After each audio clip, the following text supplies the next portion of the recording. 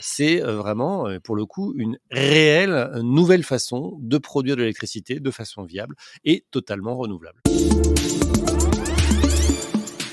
Bonjour Julien Villeray, Bonjour Jérôme. directeur de l'innovation d'EDF, partenaire de Monde Numérique. On se retrouve chaque mois pour parler des énergies du futur et des énergies décarbonées notamment. Avec 3 innovations aujourd'hui, 3 tendances en fait pour notamment produire et transporter de l'électricité. Et on commence avec une espèce de petite centrale solaire portative transportable sur une remorque. Oui, en fait, il y a pas mal de cas d'usage, comme on dit, c'est-à-dire de façons d'utiliser l'électricité en mobilité qui ne sont pas évidemment possibles avec des petites batteries que l'on transporterait à la main, qu'on aurait chargées dans son garage. Et là, je parle des pompages d'eau en agriculture, de l'éclairage, public ou privé, des chantiers de construction, des camps militaires, enfin voilà, des événements. Enfin, vous imaginez tout ce qu'il faut alimenter en électricité. Et parfois, c'est compliqué de le faire parce qu'il n'y a pas de réseau à proximité. Et c'est compliqué de le faire de façon écologique parce que souvent on arrive avec des gros groupes électrogènes, avec du pétrole dedans, et évidemment ça pollue, ça fait du bruit, ça émet des particules, c'est très désagréable. Et donc on voit arriver là des concepts de remorques solaires qui sont assez intéressants puisque c'est des remorques, donc on peut transporter assez rapidement sur site.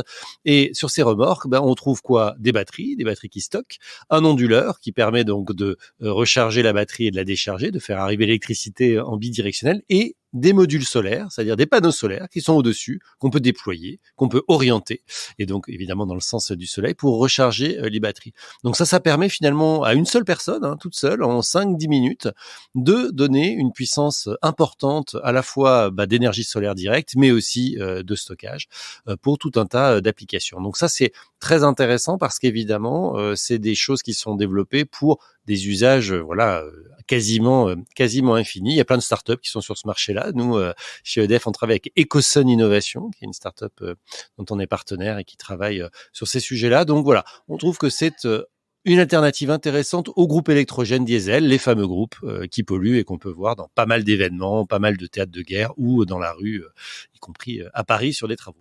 Et puis en plus, ça fera moins de bruit que les groupes électrogènes. Autre innovation, Julien, pour produire de l'électricité, cette fois à plus grande échelle, c'est ce qu'on appelle l'énergie osmotique. Ça se passe sur l'eau. De quoi s'agit-il exactement ?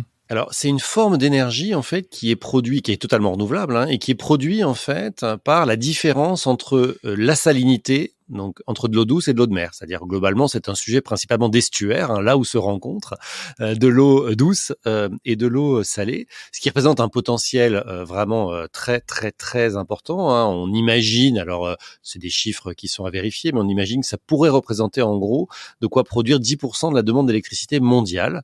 Et il y a une start-up française, rennaise, qui s'appelle Switch Energy, qui est particulièrement en avance sur l'exploitation de cette technologie. Alors, ça reste encore un développement technologique. On n'est pas sur des TRL, comme on dit, c'est-à-dire des maturités technologiques extrêmement fortes, mais néanmoins, elle a développé une nouvelle membrane qui permet de développer l'efficacité de cette technologie. Je dis bien développer l'efficacité parce qu'en fait, c'est une technologie connue depuis très longtemps. C'est pas quelque chose de totalement nouveau. Par contre, cette start-up a développé une nouvelle membrane qui la rend beaucoup plus performante et beaucoup plus pertinente. Donc, cette production d'électricité a évidemment plusieurs avantages. D'abord, sa disponibilité et sa constance. Comme je l'ai dit, dans tous les estuaires, on peut en produire. C'est par définition dans des cours d'eau, donc c'est constant, ce n'est pas intermittent. Et puis, il y a un très faible impact environnemental puisqu'on prend juste l'eau pour l'utiliser. Mais l'eau, évidemment, est restituée et donc il n'y a pas d'impact environnemental majeur de cette technologie. Donc, il y a un premier site pilote de centrale osmotique qui devrait être mis en place fin 2023 dans le delta du Rhône. Et nous, EDF, on a investi dans cette société comme d'autres et on travaille avec Switch pour déployer plusieurs projets. Donc voilà, c'est vraiment pour le coup une réelle nouvelle façon de produire de l'électricité de façon viable et totalement renouvelable. Ah ouais, pas mal du tout quand même, ça. Alors, troisième type d'innovation, Julien Villeray, des panneaux solaires flottant sur la mer. Oui, alors on parle surtout de finalement un peu de bon sens, d'une application de bon sens. Évidemment, le bon sens, c'est facile à dire, c'est pas toujours facile à mettre en œuvre. C'est de se dire qu'il y a des surfaces, de grandes surfaces qui aujourd'hui ne sont pas exploitées pour le solaire. Et ces surfaces, c'est les mers et les océans. C'est-à-dire qu'aujourd'hui, évidemment, on installe des panneaux solaires sur le sol, sur les toits éventuellement. parfois, et on a nous-mêmes des expérimentations en ce sens, on en a une par exemple depuis juin 2023, on a inauguré notre première centrale solaire flottante qui est installée sur le lac d'un barrage hydroélectrique à Lazare dans les Hautes-Alpes en l'occurrence. Donc voilà, les panneaux solaires, on sait aussi en mettre sur les lacs, mais si on en mettait sur la mer ou sur les océans.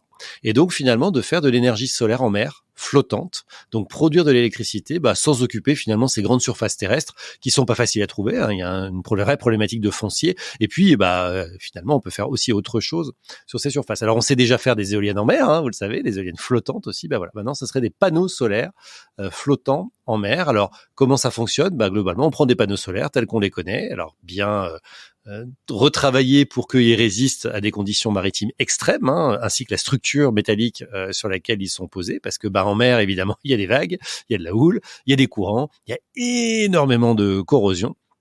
Et donc, c'est évidemment une technologie qui reste encore à développer, mais il y a des démonstrateurs qui sont en cours de développement ou qui ont été développés pour certains déjà. Oceans of Energy, par exemple, depuis 2020, au large des Pays-Bas, a été installé et dit-on, à résister à des vagues de 10 mètres et à des vents de 100 km/h. Donc voilà, c'est des structures qui ont l'air assez solides pour fonctionner. 6 volts au large des côtes belges depuis cet été. Il y a un Solar Duck qui est prévu cette année au large des Pays-Bas à nouveau. Bref, il y a un certain nombre de démonstrateurs qui sont en cours. Et nous, on s'intéresse évidemment beaucoup au sujet des énergies marines en général, hein. J'ai parlé de l'éolien flottant, mais il y a aussi l'énergie des vagues, hein, ou l'eau moteur.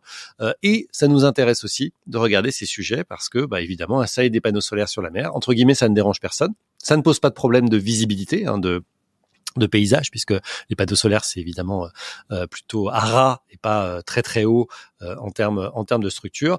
Maintenant, évidemment, il y a encore beaucoup de défis à résoudre et notamment sur les aspects économiques, parce qu'installer des choses en mer, ça veut dire des infrastructures, comme je l'ai dit, très lourdes et très spécifiques, mais aussi du raccordement, hein. Il faut ramener l'électricité à terre et donc ça coûte très cher. Donc voilà, on est sur de l'exploration, mais je trouve l'idée à la fois intéressante, intelligente, et on n'est pas à l'abri d'une vraie rupture technologique à venir pour installer finalement des panneaux solaires largement en mer, et on peut imaginer encore plus dans les océans ou les mers qui sont au sud, évidemment, à l'hémisphère sud. Il y a probablement un gros potentiel. Et oui, forcément, puisqu'il y a encore plus de soleil là-bas. Merci Julien Villeray, directeur de l'innovation d'EDF.